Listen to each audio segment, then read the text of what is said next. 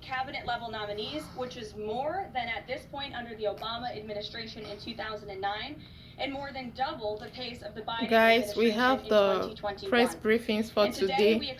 Outlining today marks exactly 1 month of the second term in office of the 47th President of the United States of America, Donald J. Trump. And we have this press briefing outlining what the President has accomplished with his team for the past 1 month. Monday, the President will host France's President Emmanuel Macron. Remarks on the accomplishments of this administration in the first month, and then we will open it up to Q&A. When we open up the Q&A portion, I do ask, for the sake of efficiency in this room, that you direct your question to the principal you seek an answer from, and I will call on you in this room. But first, I will let them roll through their remarks, and first up, I'll turn it over to Stephen Miller. So there we have what the Trump administration has accomplished for the first 30 days in office. Our 1-month celebration of the most historic opening to a presidency in American history. No president comes close to what Donald Trump has achieved over just the last 30 days. He has packed 8 years of transformative action, restoring this nation, restoring our laws, restoring fairness, restoring economic opportunity, restoring national security in just 1 month. No one in this country has ever seen anything like it. And when you look at the consequentiality and the significance and the transformative nature of the actions he's taking, it truly defies description. For example, in just one area, this nation has been plagued and crippled by illegal discrimination, diversity, equity, and inclusion policies. It's strangled our economy, it has undermined public safety, it has made every aspect of life more difficult, more painful, and less safe. He has ended all DEI across the federal government. He has terminated all federal workers involved in promulgating these unlawful policies. He has ended diversity, equity, and inclusion in all federal contracting. He has restored merit as the cornerstone of all federal policy, restored the full, fair, impartial enforcement of our federal civil rights laws for the first time in generations. And he has cracked down on individuals across this government and nonprofits who have engaged in illegal racial discrimination against the American people.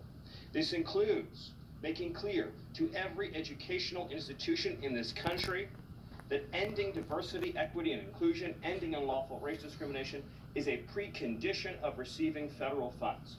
He has also saved women's sports by ending the participation of men in women's sports. He has ended radical gender ideology across the entire federal government, and he's pressured the private sector to also end and combat radical gender ideology. He's reestablished the scientific and biological truth that there are only 2 sexes in this country, male and female, and those are biologically based determinations. They are not based and can never be based on gender identity. That includes rooting out of the Department of Defense all DEI policies, all critical race theory, all gender badness, and once again having a military that is focused solely and exclusively on readiness, preparedness, and lethality. As I'm sure Kevin will talk about more, of course, he has undertaken a historic cost-cutting effort across the federal government, launching the first ever Department of Government Efficiency, uncovering corruption on a scale that we never thought imaginable, terminating every single federal worker that we have found to be engaged in the corruption and theft and the waste of taxpayer dollars, and already saving $50 billion in a single year, which over a 10-year period would be $500 billion.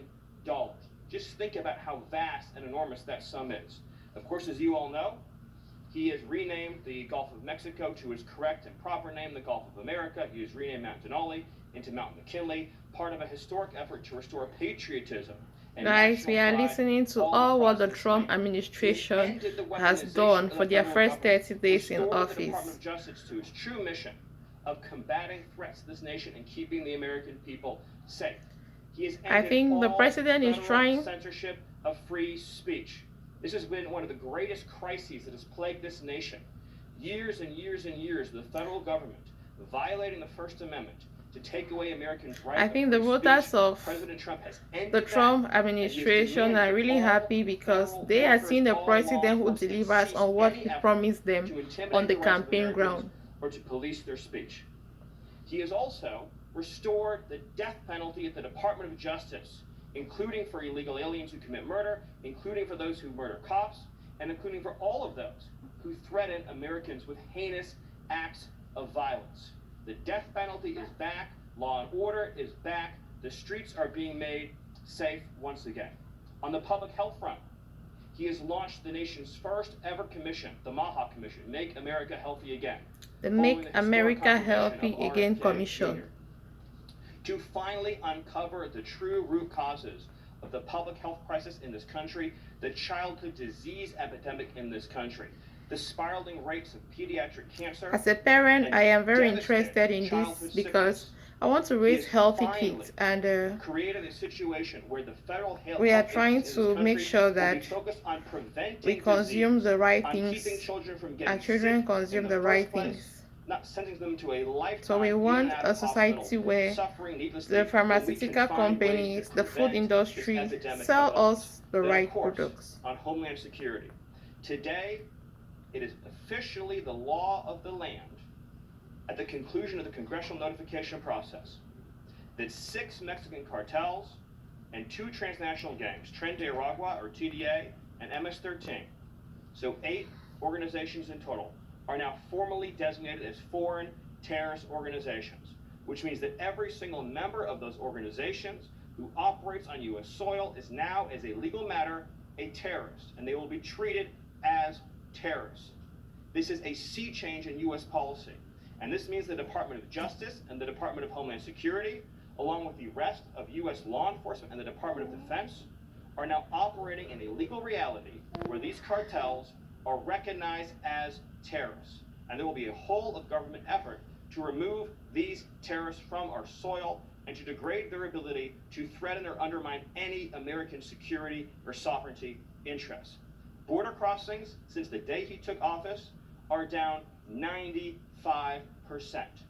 I think it's almost impossible to even describe the scale and scope of that achievement. President Trump, within days of taking office, cut border crossings 95%. That's a big one. And those few who have dared to cross are being either prosecuted or deported. They're either facing significant jail time for trafficking, smuggling, harboring, aiding, impeding, or they're being immediately removed from our soil. Either way, at the end of the process, they are going home. He's re-implemented Remain in Mexico, and he has obtained historic cooperation from foreign countries all around the world in accepting their deportees back. And he has used the United States military to fully seal the southern border with a historic deployment of both active duty and National Guard troops, resumed the building of infrastructure, he's opened up Guantanamo Bay, and he's using military aircraft to carry out deportations all across this country. And ICE is joining with ATF, DEA, and FBI to carry out the largest deportation operation in American history. The criminals are going home, the border is sealed shut, America is safe, sovereign, proud, and free. We are a nation that everyone in the world understands all across this planet. You do not come here illegally, you will not get in, you will go to jail, you will go home, you will not succeed. This is the biggest and most successful change in any area of law enforcement that this nation has ever seen, and he did it in under 1 month. Thank you. Yes. Guys, there we have it. We have all what the Trump administration has accomplished for their first 30 days in office. It's very interesting to see that a lot has been accomplished by this administration compared to what Joe Biden and his team did for the last 4 years.